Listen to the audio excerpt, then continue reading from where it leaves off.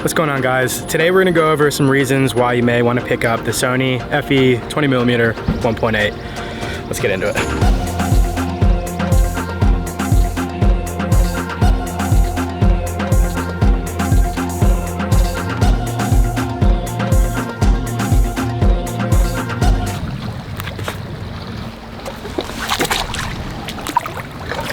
Sometimes I question the spots I choose to film.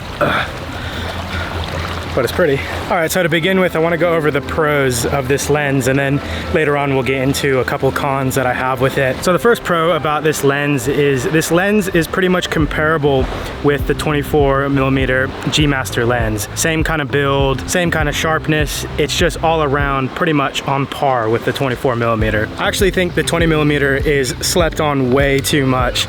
This lens is, it's a little beast.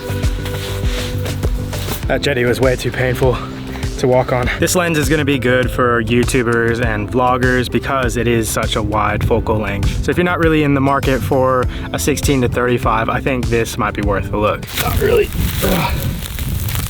having luck getting up this hill. This is also a great lens for landscape photography. It's a bit windy here, I might move. I've also shot real estate with this lens, which actually worked out pretty good. Usually you want to have like a 16mm for real estate. You want to go as wide as possible, but it worked. Honestly, I have no idea what I'm doing right now. Just kind of trekking through some shrub, and it's summertime with snakes, so yeah. Nice, snaky. So the next pro is this lens is a 1.8 aperture, so obviously this is going to be a really phenomenal low light lens. I seem to talk with my hands quite a bit. Very nice. So not only is the 1.8 aperture gonna be good for low light, but it's also great for depth of field. As you can see, everything's just super blurry behind me. And it creates a really unique look with a wide angle lens, which was one of the reasons why I actually decided to go with this lens. Another great thing about this lens, if you pair it up with the Sony A7 IV, which is what I'm using at the moment, you can use crop mode to make this a 30mm equivalent, or the equivalent to putting this lens on an APS-C camera. And what's great about that is essentially you're getting two lenses in one. And for me, that works great because I have a very minimal kit at the moment.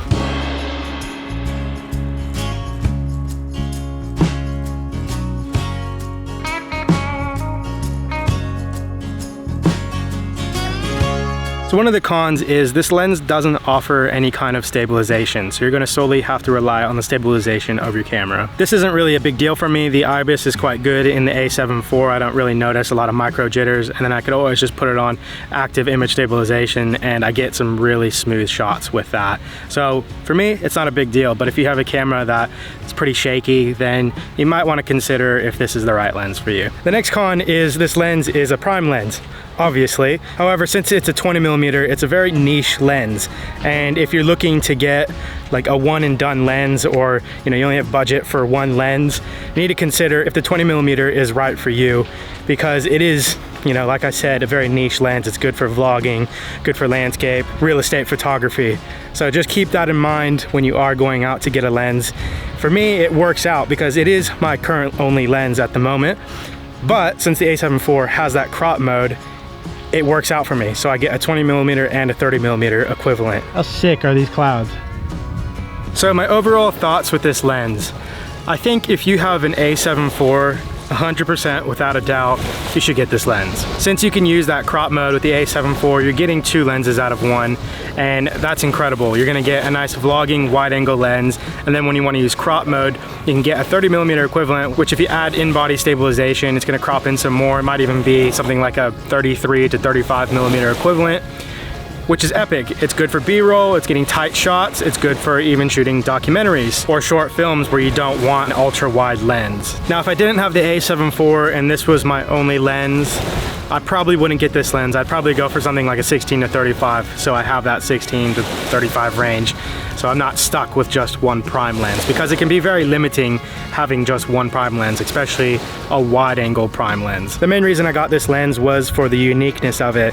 You don't really get wide angle lenses that have an aperture of 1.8. Another thing to know is if you are using the 1.8 aperture and you want to keep your shutter speed 1/50, then you're going to want to use a 6 to 9 stop ND filter. So that's what I've got on currently. The 2 to 5 stop just isn't going to be enough. You're going to have to end up bringing your aperture up or adjusting your shutter speed. So So get a 6-to-9 stop ND filter if you want to keep things looking cinematic and nice. So hopefully I've given you enough information to make up your mind with this lens. For me, love the lens, it's great, goes perfect with the A7 IV, like I've said probably a million times for this video. And if you guys are interested in getting this lens, I have a link down in the description. It's an Amazon affiliate. If you want to help out the channel, you can click the link and buy it there, or buy anything off of Amazon after you click the link, it doesn't matter. I get a bit of a kickback, and that's cool, but no pressure at all. I appreciate you guys, and yeah, hope you enjoyed this video. If you did, hit that like button. Ooh, my arms are getting a bit tired from carrying the camera. If you enjoyed it, hit the like button, consider subscribing and sharing with your friends. And I'll see you guys in the next video. Love y'all. Peace.